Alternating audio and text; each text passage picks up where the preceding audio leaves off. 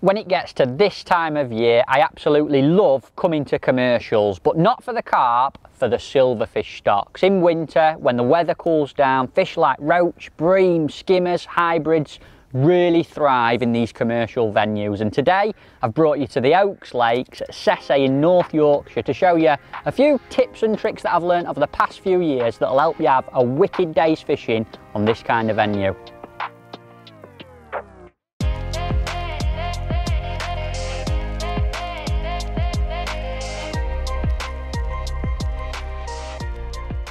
Before you even start fishing, you've got to decide where you're going to fish, and for me, I like to keep it super simple. A long pole line and a shorter one. Now the long pole is where I'll target fish like skimmers and bream. Tend to be bigger fish where in a match you'll catch the majority of your weight. And I like to fish that as far out into the lake as I can, 11 or 13 metres on a pole, and I'll feed that with ground bait at the start and try and lay a bed for them better fish to settle over. However, the short line is completely different. I'll fish that closer in and look to find the bottom of the slope. On a lot of these commercials, they'll gently slope away to full depth, and I'll tend to fish just coming up out of that main depth, just on that shelf, and fish like roach and sometimes some big perch patrol that. You can loose feed casters by hand, and I'll use that line to top up my weight in between. So you might be catching some skimmers long, you can feed that line nice and easily by hand and put a few fish in the net as you rest that other line.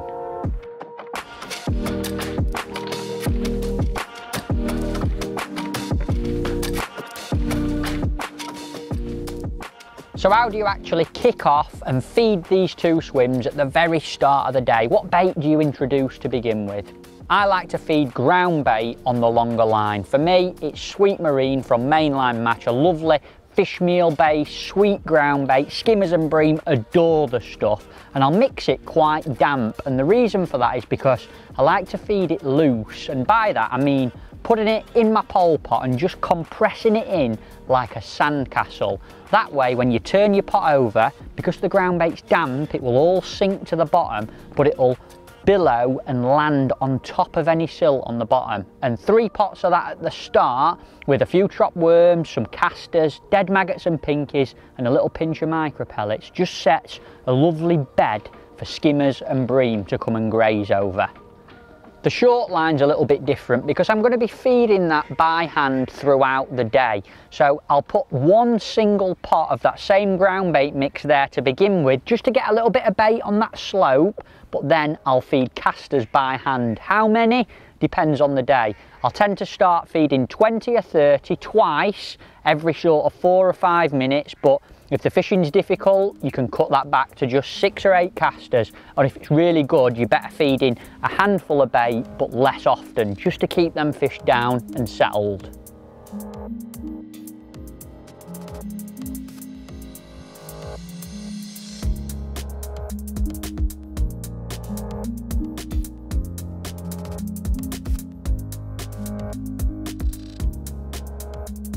Probably the most common question I get asked is, how do you top up in the winter, especially on that long pole line? You'll be catching a few fish, it'll go quiet, and you know you need to either give it a rest or top up, but how do you know what to top up with? For me, I follow a simple rule. If I'm gonna top up and carry on fishing there, I'll only feed a small nugget. The size of a conch is often enough just to bring a few fish back in, and there's not too much bait there that they'll pick up the free offerings rather than your hook bait. So if you're gonna drop back in on that line straight away, a little conch is perfect. However, there might be times that you want to feed some bait out there and come in and give that line a rest by having a go on the short line perhaps. And if I'm gonna do that, I'll always top up with a little bit of a bigger ball. The reason for this is because there'll still be some bait there when I drop back out. So if I feed a little nugget, come back short, by the time I've gone back out, they might have ate it all. So if I'm going to rest that line, I'll feed something the size of a small tangerine. So when I go back out there, after having a go short, I know there's some bait left. Rigs are up next, and I like to keep it basic. On the long line, I'm looking for stability, so I opt for a quite heavy float. I've got a 0.75 gram Guru Wilkie Pinger today with a wire stem, and that's in about 7.5 feet of water, so nice and stable, and it'll allow me to hold that rig static over that bed of bait where hopefully skimmers and bream will have settled. Shotting, again, is all about stability, and that's why I've got a bulk of number 8s with 2 number 9 droppers. The bulk's about 16 inches away from the hook. Mainline's 013 mil engage, and I've got an 010 pure fluorocarbon hook length, 6 inches long, with either an 18 or a 16 F1 pellet hook. And normally, in calm conditions, I'll set that rig 2 to 3 inches over depth, but if it's windy, move that float up a little bit more. Don't be scared to fish 5 or 6 inches on windy days when it's towing. Stability is key on this line. Hold the bait still, over your feed, and you'll catch some skimmers. The rig for the short line is a little bit different, and that's because of the way that I'm feeding it. I'm going to loose feed there, bait's going to be falling through the water, and I want my hook bait to do exactly the same. So I've gone for a lighter float, and I've gone for a different shotting pattern. It's a 0.45 gram Wilkie F1 Slim in a carbon stem, and the carbon is because I've got a strung out shotting pattern, and I want the float to slowly settle with them shots, and if I get a bite on the drop, I'll see it nice and easily. Shotting's number 10 strung in the bottom third, enough to get that bait down, but still offer that slow fall in the all-important killing zone. Mainline and hooks, exactly the same as the long line, 013 engage, and 010 pure fluorocarbon hook length. The only thing I will change on this rig is if it's calm, still and very cold, I'll switch to a size 20 F1 maggot, and that's just to fool them bigger, wary roach, but while it's still good at the minute, I'm sticking to an F1 pellet in a 16. Elastic on both rigs is exactly the same. It's a number 6 solid slip. I love the stuff for this kind of fishing. You can strike nice and hard and plenty comes out, but it's strong enough to swing some roach, but you won't bump them skimmers and bream.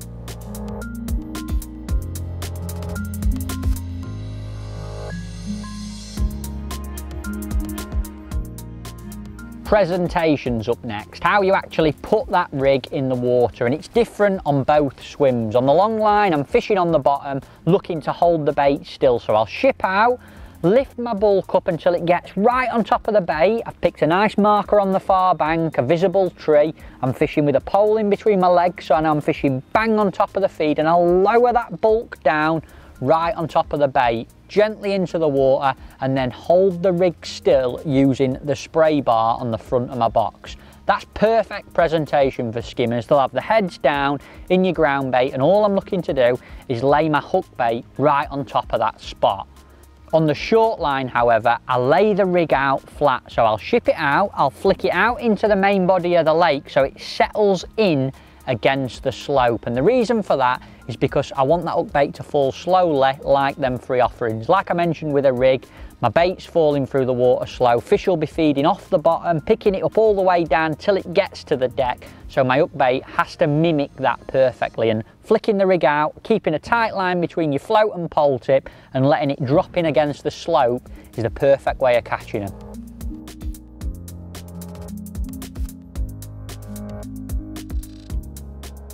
Hook baits can be confusing because there's so many different combos and options, but I don't think it makes that much difference as long as you've fed it right at the start. So my go-to for the long pole is either 2 dead red maggots or a little head of a dendrobina. Nice and small, we've got them in the ground bait, and I know the fish are eating that bait.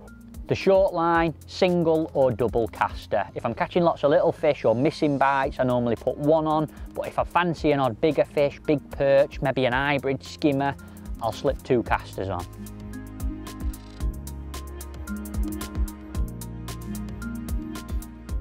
Probably the single thing that's overlooked by most anglers is shotting the float perfectly, and by that I mean dotting it down to a pimple. Both my patterns have got pretty visible thick hollow plastic bristles, but to make the most of that float you need it dotted right down. You'll be surprised, even in bad light you can still see them thick tips, but silverfish in winter are very delicate feeders, especially skimmers. Sometimes the biggest fish give you the tiniest of indications, so get your float bristle shotted and then put some number 13 microcubes above your last shot just to dot that bristle down to a pimple. By having a few number 13s on there, if you are struggling to see it, you can bite one off and it'll stick up just that little bit more. By the same token, if that wind drops and you want to dot it, slip another one on and you can fine tune it. So dot that float down, pick up at small indications, and you'll be surprised how many more fish you'll hook.